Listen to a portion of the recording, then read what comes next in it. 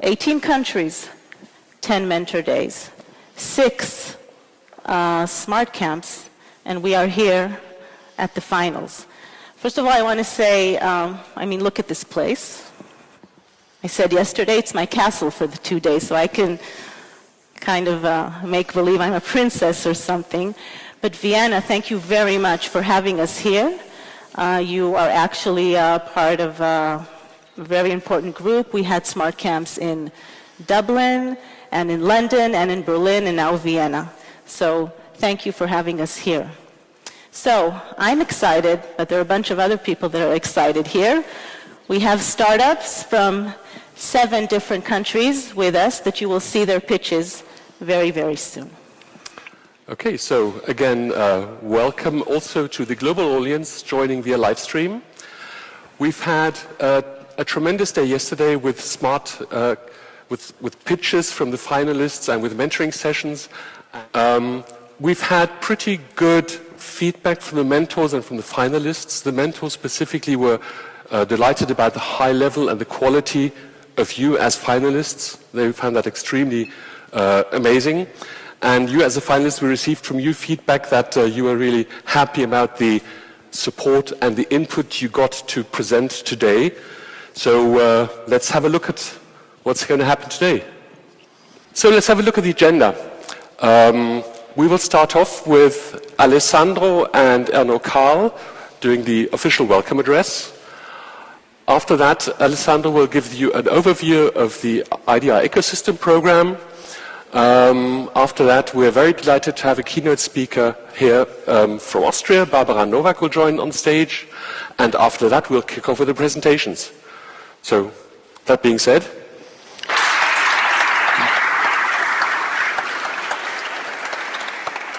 so let me welcome Alexander from Augmentation Industries on stage.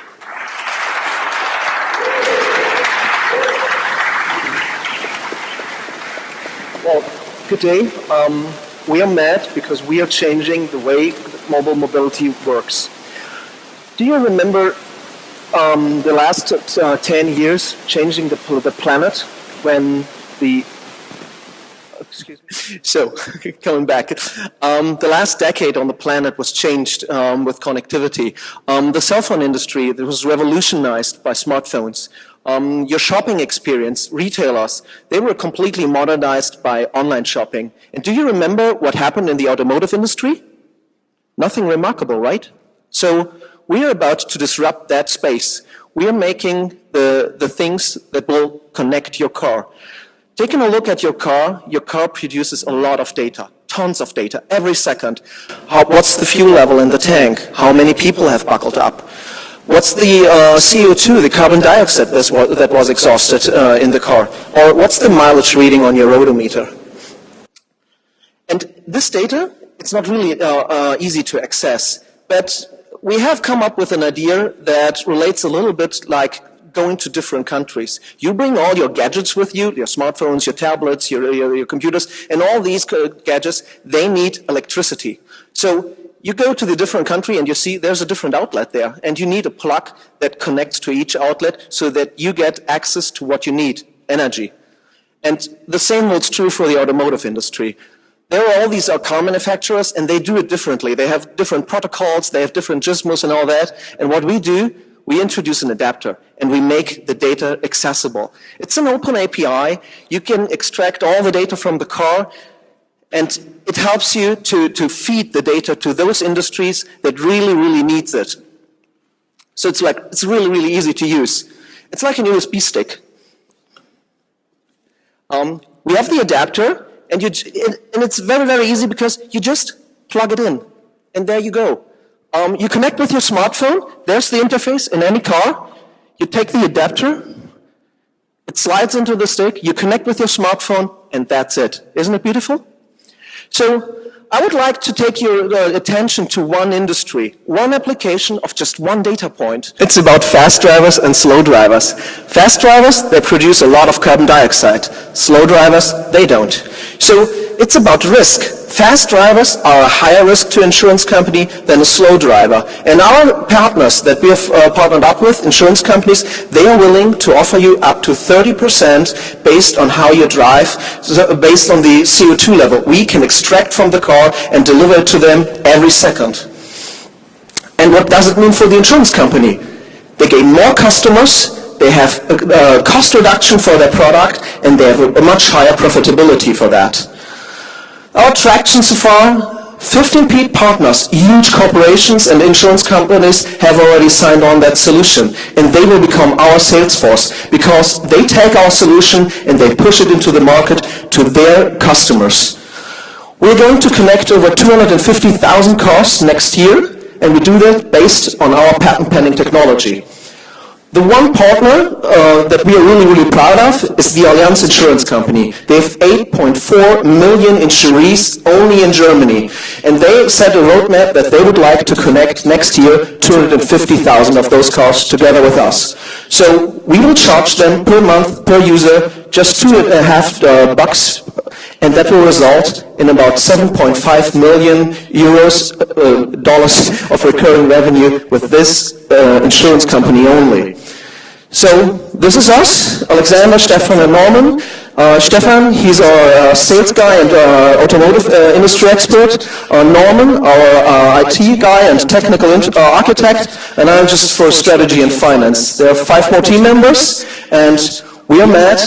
We provide smarter cars for a smarter planet.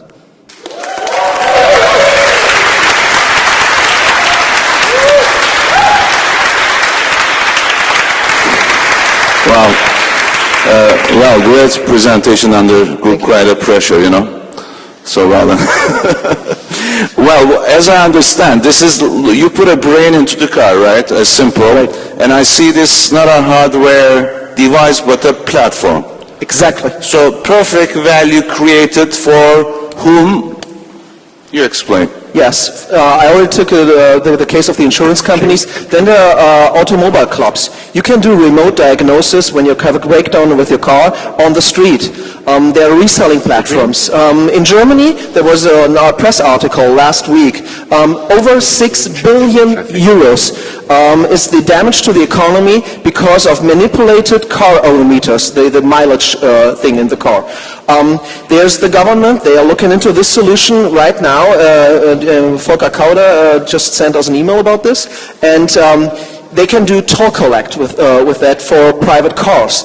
There are other things for the OEMs. When you deliver a car new to the market, you get data directly from it, and even for those cars that are already there. Every car manufactured after 2000 has this kind of access, and you can deliver that data to your manufacturer and tell him while you're on the go what's wrong with your car. Gas stations, logistics companies, fleet management, literally everything that's connected that has to do something with the car, you can provide a solution for that.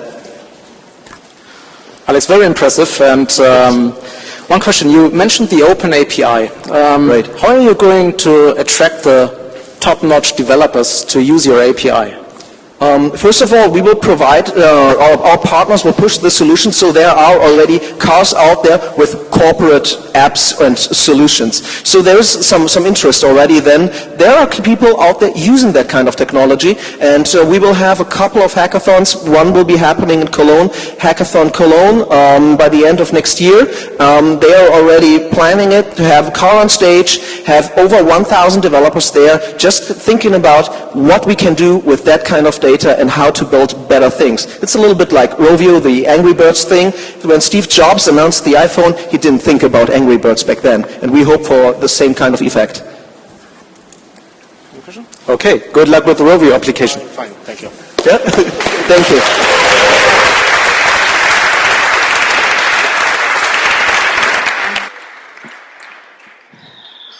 Okay, so startups, thank you very, very, very much. Judges, I don't envy you because you have a very hard decision to make now.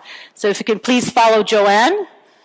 And in the meantime, I am very...